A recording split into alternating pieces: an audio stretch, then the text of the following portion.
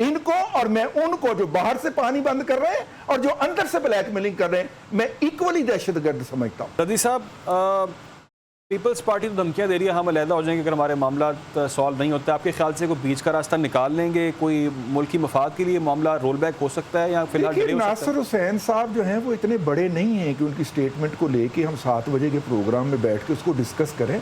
उनकी पोजीशन बहुत छोटी है, वो इस तरह की स्टेटमेंट नहीं दे सकते। जिन्होंने हुकूमत में शामिल होने का फैसला किया था वो उनकी पार्टी के अंदर बहुत बड़े हैं। मेरा ख्याल है हम ये ज्यादती कर रहे हैं। एक बात। दूसरी बात ये है कि पीपल्स पार्टी ये तारीख रही है। 71 में पाकिस्तान टूटा तो इन्होंने जुबान की बुनियाद के ऊपर फसादात करवा दिए थे मगरबी पाकिस्तान के अंदर। ये बात हमें तारीख में याद रखनी चाहिए। जब भी कोई अहम वक्त आता है ये लोग जो हैं ये फसाद डाल के बैठ जाते हैं। ये जो मुझे डॉक्टर साहब एडवाइस कर रहे हैं ड्रिप इरीगेशन का, वहां पे जमीन सेलियनेट हो रही है। अंडरग्राउंड वाटर पुन्नू आकल के अंदर 2 फीट पे आ गया है, लेकिन पानी उनको सबसे ज्यादा चाहिए पंजाब से। और आप जरा लेके तो सीसीआई के अंदर बलूचिस्तान भी अपने उस पानी चोरी का हिसाब मांगेगा जो 70 साल से सिंध कर रहा है, और केपीके भी अपना केस लेके आएगा जो उनका पानी ये चोरी कर रहे हैं। तो मैं इस हवाले से बहुत क्लियर हूं। आए तो सही आप सीसीआई के अंदर, आप बाहर बदमाशी के साथ, ब्लैकमेलिंग के साथ और इस अहम वक्त में इनको और मैं उनको, जो बाहर से पानी बंद कर रहे हैं और जो अंदर से ब्लैकमेलिंग कर रहे हैं, मैं इक्वली दहशतगर्द समझता हूं। रदी साहब, मैं आपसे आगाज़ करूंगा, क्विकली रिस्पॉन्ड कीजिएगा कि एक तरफ वाडा साहब कह रहे हैं जी सब मुत्तहिद हुए, एक पेज पे आए, एपीसी बुलाएं, मिल बैठकर बात करते हैं।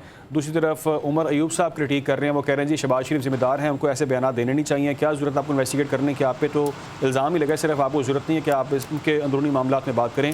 क्या कहेंगे? देखिए, वो जो शहबाज शरीफ साहब ने जो बयान दिया था वो एक डिप्लोमेटिक मूव थी। उसकी वजह यह है कि क्या पहली तो बात यह है कि भारत कोई इंडिपेंडेंट इन्वेस्टिगेशन इसकी कबूल करेगा? कोई बाहर से कोई जाके उस वाक़े को इंडिपेंडेंटली इन्वेस्टिगेट करे? नहीं करेगा।